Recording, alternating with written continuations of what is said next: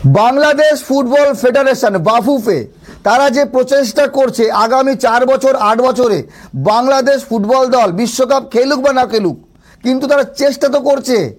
এই চেষ্টা কতজন করে, কতগুলি দেশ করে? যেভাবে 14টি দেশ থেকে 51 জন তরুণ বাংলাদেশি বংশোদ্ভূত ফুটবলারদেরকে নিয়ে ট্রায়াল চলছে, সেখান থেকে বাছাই হয়ে ভালো ভালো ফুটবলার বাংলাদেশের আন্ডার 19, 17, 23 জাতীয় দলে খেলবে। তারপরে বাংলাদেশ ফুটবল দলের কোয়ালিটি কেমন হবে একবার চিন্তা করেন।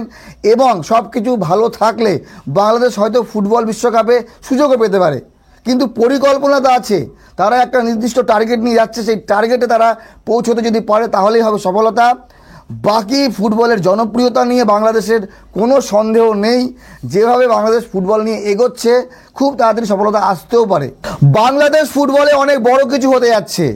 বাফুফে যে পরিকল্পনা নিয়েছে যদি সেটা সফল হয় তাহলে বাংলাদেশ জাতীয় দল যেমন শক্তিশালী হবে, তাদের আন্ডার 17, আন্ডার 19, আন্ডার 23 দলগুলোও এতটাই স্ট্রং হবে যে তাদের মোকাবিলা করার ক্ষমতা হয়তো ভারতীয় উপমহাদেশের কোনো দলের হবে না। বিষয় হলো যে বাংলাদেশের জাতীয় দলে অলরেডি হামজা চৌধুরী, সামিদ সোম, ফাহমিদুল, জামাল ভুঁইয়ার মতো ফুটবলাররা আছে। কিউবা মিচেল আসলে বাংলাদেশ জাতীয় দল আরও স্ট্রং হবে। তার উপরে চলছে ট্রায়াল। 14 দেশ থেকে 51 জন তরুণ বাংলাদেশি বংশোদ্ভূত প্রবাসী ফুটবলারদের নিয়ে ক্যাম্প চলছে, ট্রায়াল চলছে, 30 জুন পর্যন্ত চলবে।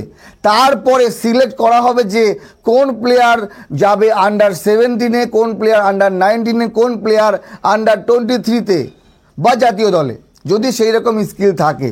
আর এগুলো পুরোপুরি প্রত্যেক ফুটবলার নিজেদের পকেটের টাকা খরচা করে করছে। বাফুফের কোনো খরচা নেই, আসা যাওয়া থাকা সব কিছু ফুটবলাররা নিজ অর্থে করছে। চিন্তা করেন তাহলে বাংলাদেশের প্রতি এই প্রবাসী ফুটবলারদের কত ভালোবাসা, দেশের প্রতি কত টান। আর বাংলাদেশের এই সুযোগ করে দিয়েছে বাফুফে, অবশ্যই সুযোগ করেছে, তা না হলে এ সকল ফুটবলার আসে কি করে ট্রায়াল দিতে এবং বাংলাদেশের হয়ে খেলতে আগ্রহী। গত 2 বছর ধরে বাংলাদেশের জাতীয় ফুটবল এবং আভ্যন্তরীণ ফুটবলে আমরা অনেক পরিবর্তন পেয়েছি, যেখানে বাংলাদেশের ফুটবল সমর্থক, ফুটবল ফ্যানদের সংখ্যা বেড়েছে, ফুটবলের কোয়ালিটি বেড়েছে, সেখানকার মাঠের কোয়ালিটি বেড়েছে। এমনকি বলা হচ্ছে ইউরোপীয় স্টাইলে স্টুডিও তৈরি করা হবে এবং ফুটবলকে উপভোগ করতে পারবে জনগণ। ফুটবল ম্যাচ দেখার জন্য বাংলাদেশের জনগণ ফুটবলের স্টেডিয়াম ভেঙে পর্যন্ত ঢুকে যাচ্ছে। এই রকম পরিস্থিতি এর আগে কিন্তু দেখা যায়নি। ফুটবলের জনপ্রিয়তা যে হারে বেড়েছে হামজা চৌধুরী, সামিদ সোম, ফাহমিদুলের মতো ফুটবলার আসার পর। তো বিষয় হলো যে 30 জুন পর্যন্ত কতজন ফুটবলারকে আমরা পাবো সেটা কিন্তু এখনও জানতে পারবো না, কারণ এই ট্রায়ালের কোনো লাইভ ভিডিও ফুটেজ বাফুফে প্রকাশ করছে না। 30 জুন একটি ম্যাচ হবে, সেই ম্যাচ হয়তো বা লাইভ আমরা দেখতে পাবো। তো বিষয় হলো যে সামির মিয়া, জায়ান আহমেদ, আমির সামি, জাহেদুল, ইকরামুল ক্যাচবার হক, আরহাম ইসলাম, মুক্তাদির কারিম, এই যে নামগুলো এরা কিন্তু আগামীতে বড় ফুটবলার হতে পারে বাংলাদেশের। আর যে 14 দেশ থেকে 51 জন ফুটবলার এসছে তাদের সেই দেশগুলোর নাম বলে দিই: England, USA, Sweden, Canada, Finland, Austria, Ireland, Australia, Spain, Estonia, Malaysia, Italy, Wales এবং বেলজিয়াম।